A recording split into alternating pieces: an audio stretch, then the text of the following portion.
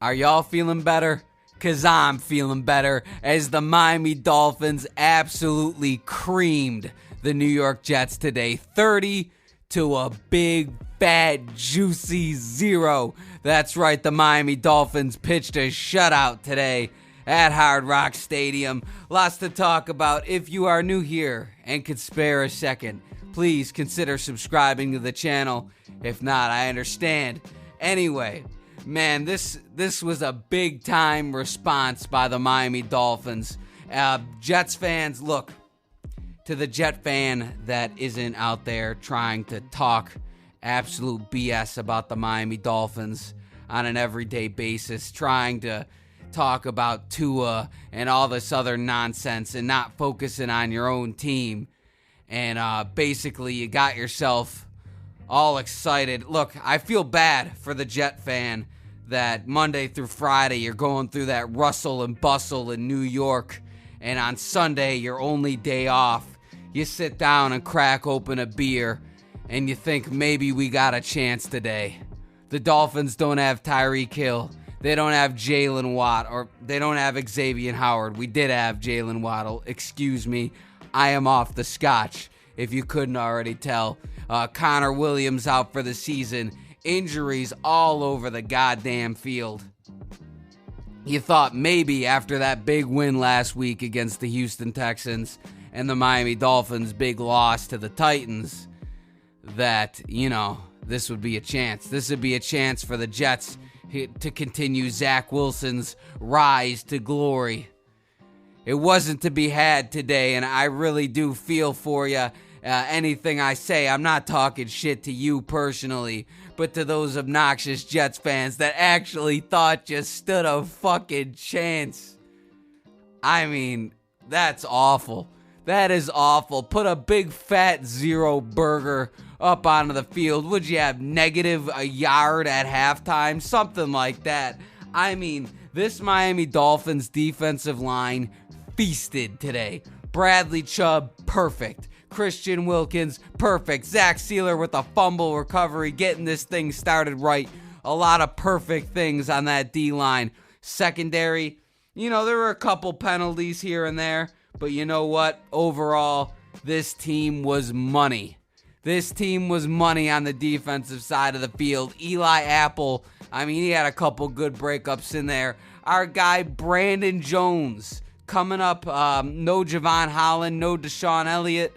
Brandon Jones, 2 interceptions of Trevor Siemian in that second half. I know they were both floaters, but, Brandon Jones, he's a good guy, so, I'm happy for him. Happy he's having some success with 2 interceptions on the game. I could go on all day about this defense and how well they played. Even that practice squad kid that they said was fast, that white boy, what's his name? Sterner, I think. I forget his name, but he had a good breakup towards the end of the game. The Jets couldn't get nothing going today. And this is the first time the Miami Dolphins had a shutout since 2020 against the New York Football Jets. We absolutely 2 guaranteed wins, right? Anyway, I'm just really excited because I was actually pretty nervous going into this game. I wasn't sure if the Miami Dolphins were going to be able to pull it off without Tyreek Hill, and I didn't know how this offense would look. The answer is they did what they had to do against a really good Jets defense. Tua Tagovailoa, only 3 interceptions or 3 incompletions. God damn, that scotch is hitting.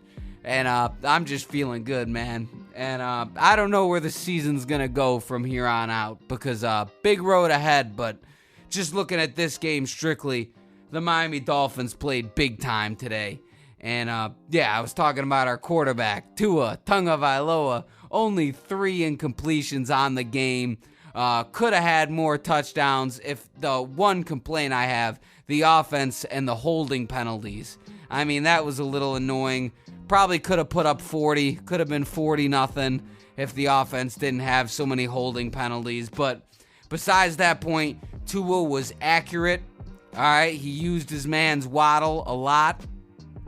Lots of dump off passes, but that's what you got to do, and that's what they're giving you.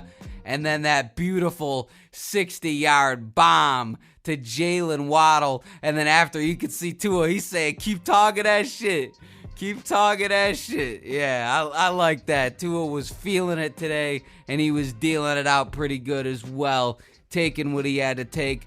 Offensive line struggled a little bit, as you'd expect, without a lot of starters. But, Mike McDaniel schemed it up real well. Only complaint I'll rise for Mike McDaniel is you got to get those plays in a little quicker. You don't want to be at the line trying to do motion with 3 seconds left on the play clock. That doesn't help anybody. But other than that, man, the offense was pretty good. It is better than expected, right? I expected about 24 points was my prediction. Ended up with 30, aided by the defense, of course. But, 30 points, they did pretty well. And, Raheem Mostert, unbelievable season he's having. I mean, that guy just is a touchdown machine in the red zone. It seems like Mike McDaniel has learned from his ways of trying to throw every time we're at the 10 to 5 yard line. Now we're just running that bitch in there, and Raheem Mostert is capitalizing with plenty of touchdowns. And, yeah, wonderful. I'd love to hear what you guys think about this game, because for me personally, I think that this more than accompanies or makes up for the woes of last week as the Dolphins moved to 10-4.